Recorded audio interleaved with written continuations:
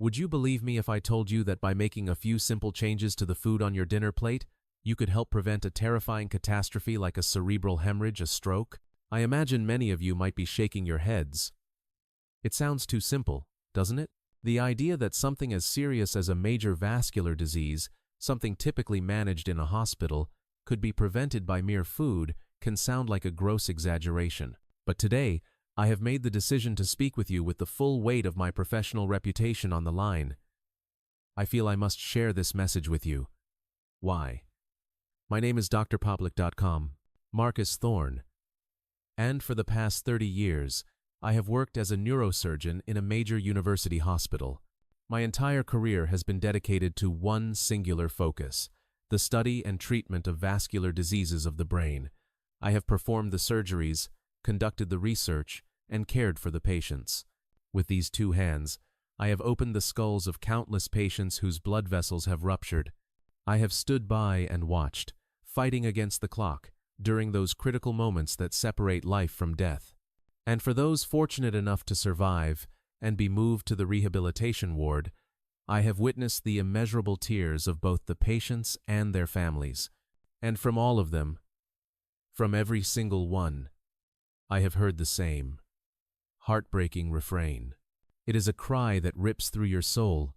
"Doctor," they ask, their voices filled with anguish, "why didn't I know? If only I had received a single warning before my body got to this point." I know that among those of you watching this right now, there are many who feel a sense of security. You might be thinking, "My blood pressure is normal. I'm still healthy. This doesn't apply to me." That is exactly what my colleague, Dr. David Chen, believed just 1 week ago. David is a brilliant surgeon, a man I have worked alongside for 3 decades. He was a veteran in his field, a man who believed, with the confidence of an expert, that he understood his own body better than anyone. But 1 week ago, while assisting a fellow surgeon in the operating room, the surgical instrument he was holding suddenly slipped from his grasp. The strength in his hand vanished, and he collapsed right there on the floor. The diagnosis was a cerebral hemorrhage, a massive brain bleed. It was a catastrophic event that no one, least of all him, could have ever predicted. In the days since that tragedy, I have found myself reflecting on my entire life as a physician, and I have come to a profound and deeply unsettling realization. By the time a patient is on my operating table, by the time we are trying to manage a ruptured vessel with surgery and medication, it is already far too late. I have come to feel in my very bones that the real treatment, the true prevention, does not begin on a hospital bed. It must begin at our own kitchen tables. I implore you, with all my heart, to help me share this crucial information with as many people as possible. Your support, through subscribing and liking this video, gives strength to my voice. Do you have a family history of high blood pressure or stroke? If you feel comfortable sharing, please tell your story in the comments. This is not a conversation about other people. It is a conversation about us. The story of my brother, from a handful of pills to a handful of berries. Until just a few months ago, the very first thing my own brother, Michael, did upon waking was to reach for his pills. One for his blood pressure, one for his cholesterol, one to act as a blood thinner. Every morning, he would sit at his breakfast table and swallow 3 or 4 pills with a glass of water, often with a bitter smile on his face. "Well, I guess I'm at that age where the hospital owns me," he would say with a sigh. He lived under a constant cloud of anxiety, terrified that if he missed a single dose, his blood pressure would skyrocket. When he packed for a trip, his pill organizer was the first thing that went into his suitcase. His doctor's advice was always the same, a perfunctory and generic mantra: take your medicine and cut back on salt. Slowly but surely, Michael began to lose confidence in himself, feeling that his health was entirely dependent on the contents of those prescription bottles. And then, a change that can only be described as a miracle occurred. It wasn't because he started taking some expensive herbal remedy or underwent a high-tech new treatment. It was because I sat down with him and, after explaining the vital importance of his diet, I made a simple proposal. "Michael," I said, "will you let me change just 2 things in your life?" The first was a small adjustment to his eating habits. The second was that he would join me every evening for a 30-minute walk around his apartment complex. He was skeptical at first, but he trusted me enough to give it a try. The plan was incredibly simple. On an empty stomach each morning, he would grate an entire lemon peel and all into a cup of warm water and drink it. And every evening after dinner, he would eat a small bowl of blueberries like a healthy dessert. But the most important rule of all was that he had to eat 3 meals a day at regular, consistent times. You must hear the end of this story to understand the full picture. It is not an exaggeration. After just 1 month, Michael's blood pressure began to visibly stabilize.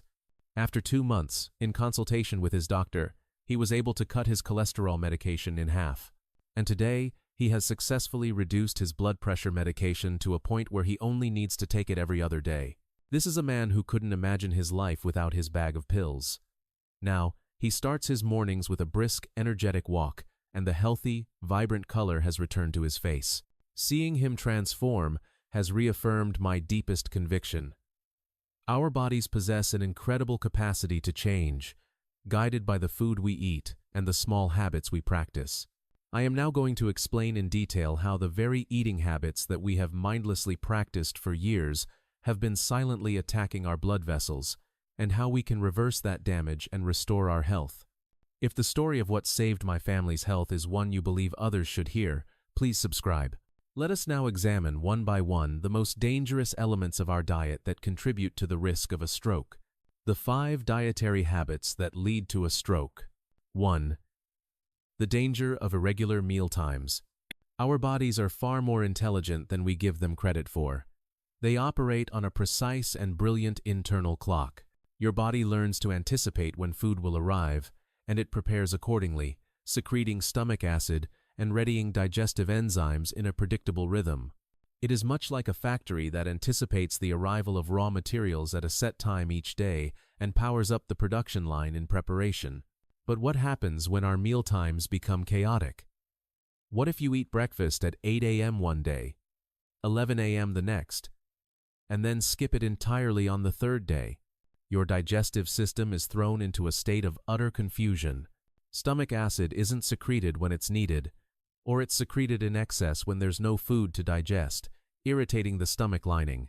Undigested food particles can then linger in the intestines for too long, putrefying and releasing a host of toxins. These toxins are eventually absorbed into the bloodstream, where they begin to attack the delicate lining of our blood vessels.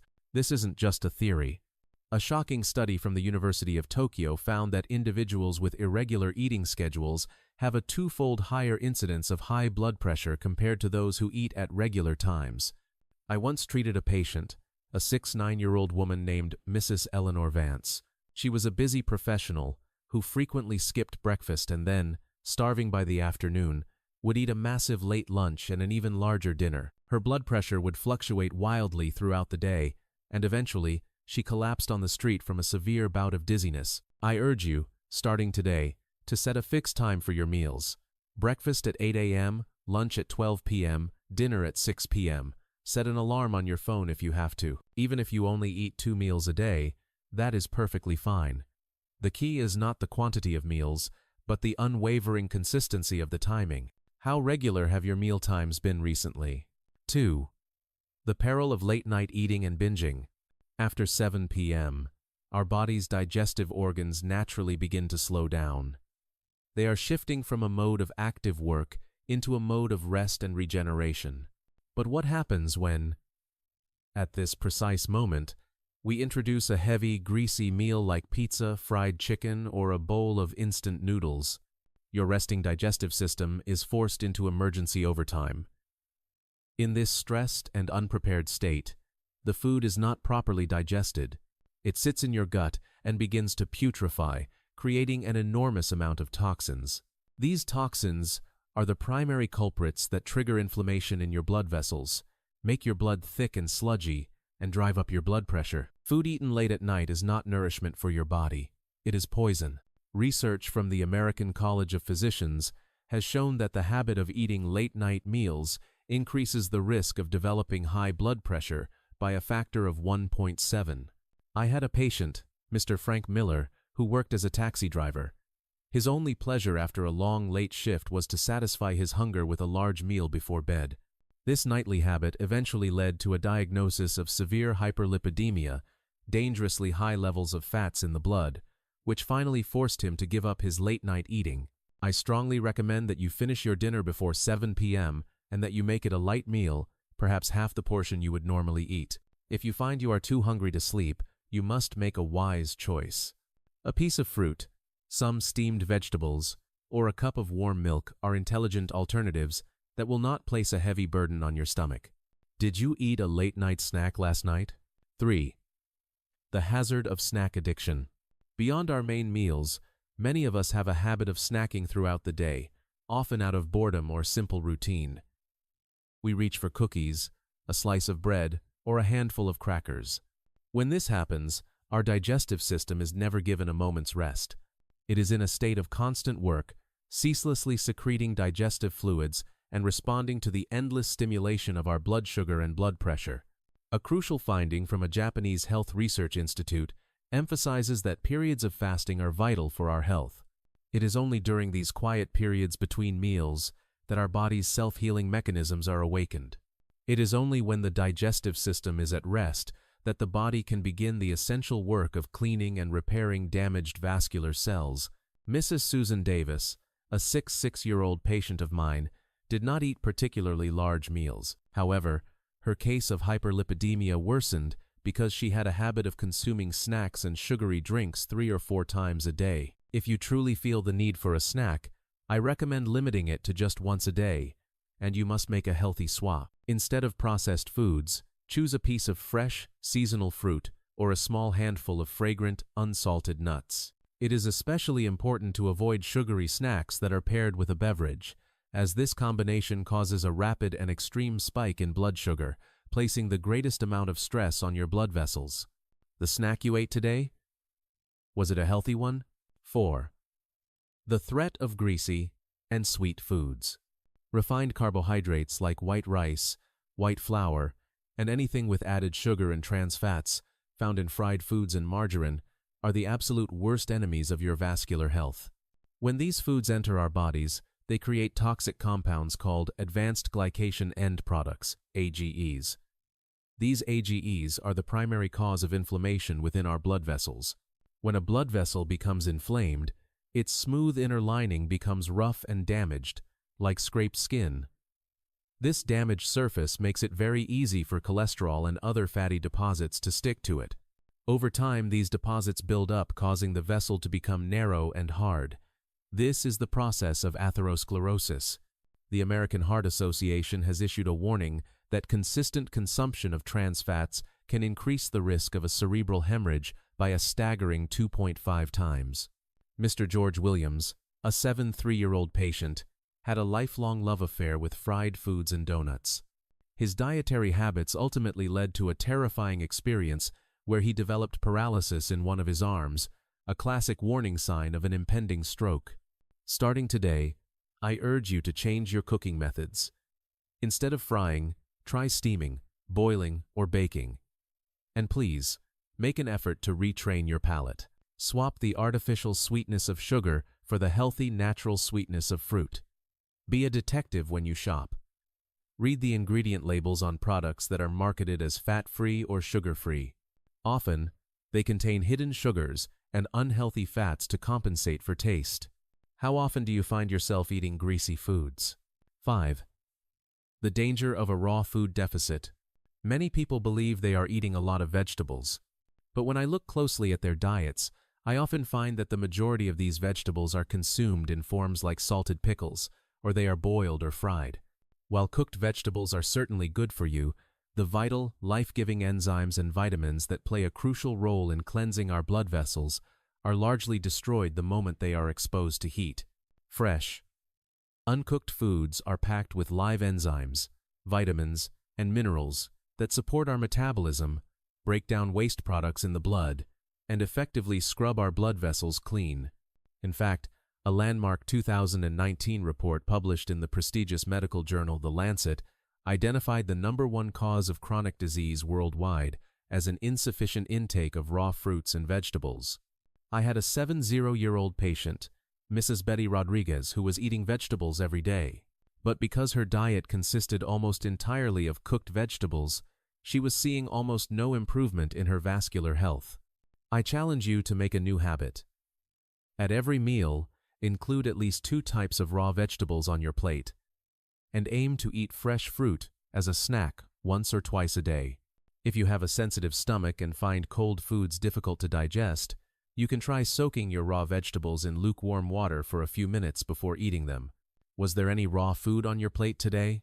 Now that we have reviewed the dangerous habits, allow me to introduce you to the miracle foods that can help clear out clogged arteries and purify your blood.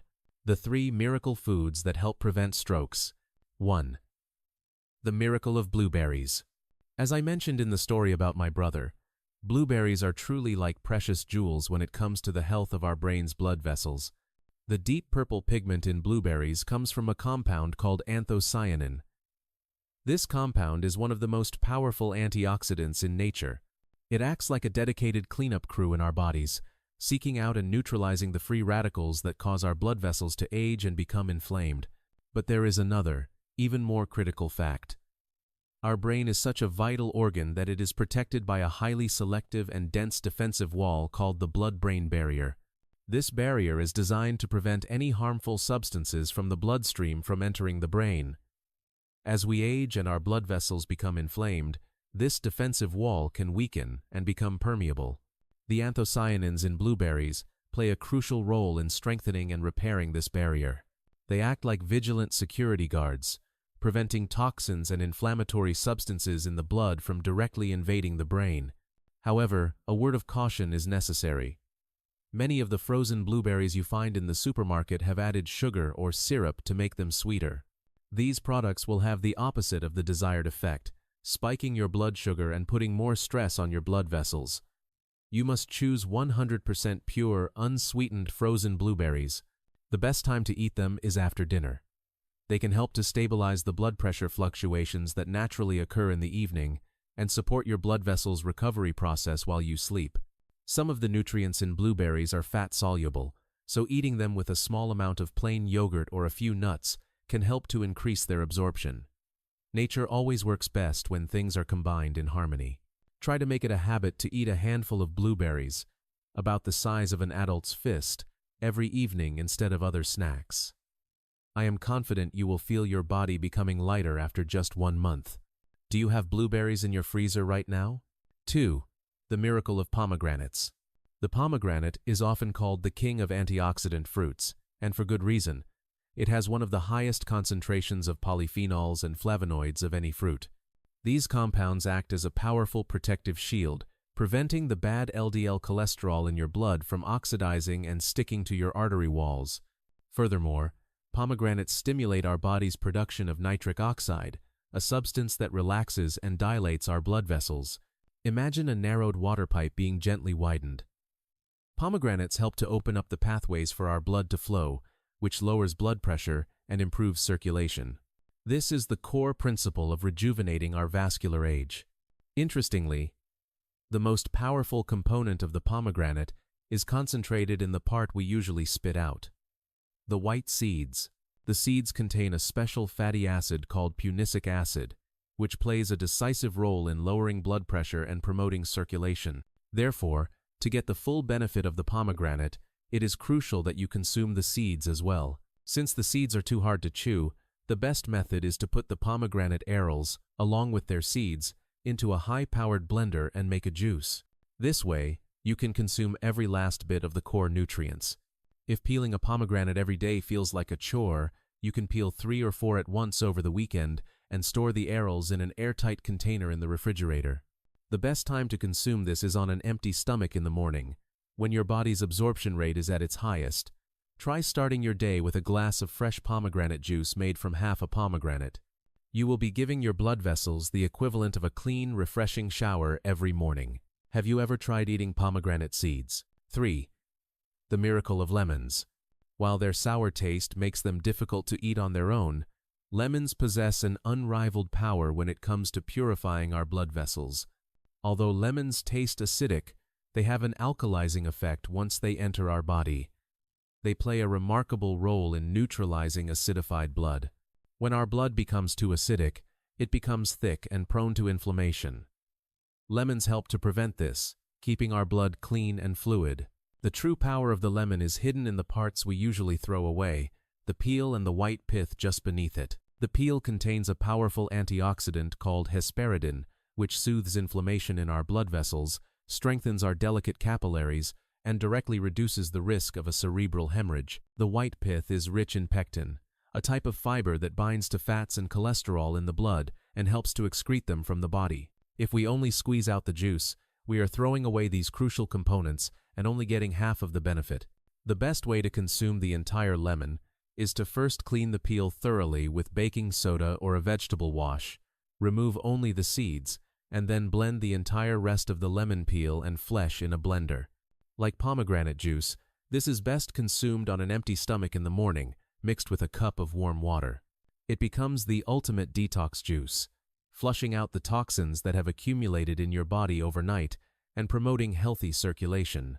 One small tip: after drinking lemon water, it is best to rinse your mouth with plain water rather than brushing your teeth immediately.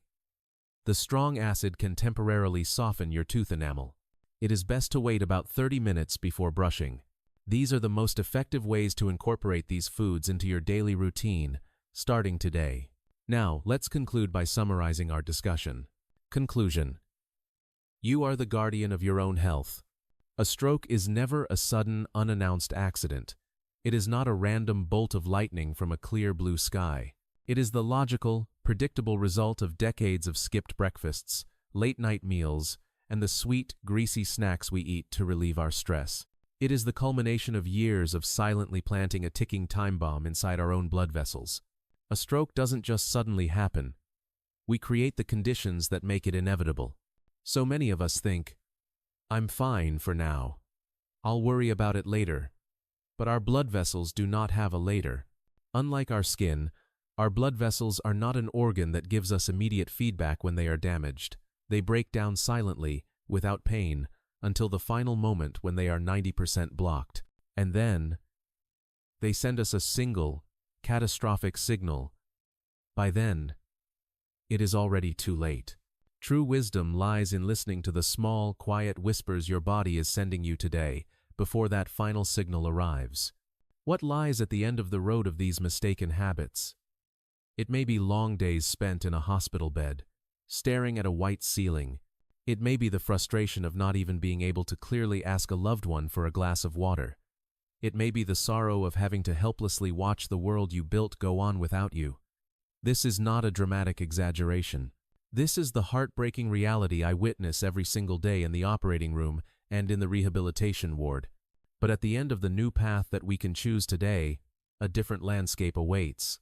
It is a landscape filled with the simple, precious moments of ordinary life, feeling the warmth of the morning sun as you take a light walk, sharing a crisp apple with your grandchild, laughing with all your heart. It is a life where you can go where you want to go on your own 2 feet, say what you want to say with your own voice, and maintain your dignity until the very last moment of your life.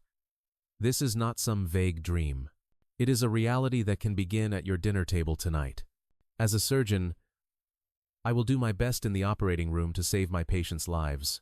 But when those patients are lying paralyzed in the rehabilitation ward, looking at me with eyes full of regret, saying, "If only you had told me sooner," I feel like a criminal. I feel a sense of profound powerlessness, because while I may have saved their life, I could not give them back their vibrant, shining life. I could not restore the ordinary days they spent laughing with their family.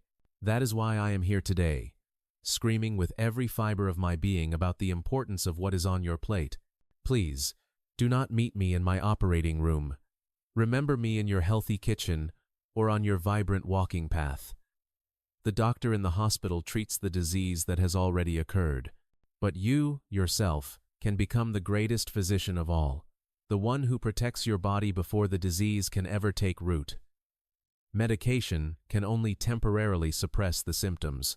Healthy food and healthy habits can reawaken your body's own healing system and pull the disease out by its very roots. Do not remain a passive patient any longer. Become the active architect and conductor of your own health. The 5 bad habits and the 3 miracle foods we discussed today can be a far more fundamental solution than any prescription you will ever receive. Right now, I want to ask you to make a small promise. I want you to open the comment section and declare your promise publicly. This is not just a simple comment. This is a sacred contract you are making with yourself in front of the countless other people who are watching. Right. Starting tomorrow, I will begin my day with lemon water. Or, I will give up my late-night snacks and eat blueberries instead. And next to that promise, how about you write a date? 1 week from now. For example, tomorrow morning, I will start my day by drinking a grated lemon. I will come back on October 4th to report my results. Give yourself a small deadline. That promise will become the lighthouse that guides you. And then, 1 week from now, 1 month from now, I want you to come back to this video and share your progress. If you have succeeded, we will celebrate together. If you have struggled, we will encourage one another. Let us make this comment section a public square, where our healthy promises and our hopes can gather. In our next video, I will share with you the miracle walking habits that can help prevent a stroke, and I will also teach you a simple self-check method you can use at home to detect the warning signs of vascular danger before you even need to go to a hospital. Starting today, I want you to stop entrusting your vascular health to others. I want you to take it directly into your own hands. Please, leave your promise in the comments and join me on this healthy journey by subscribing and liking this video.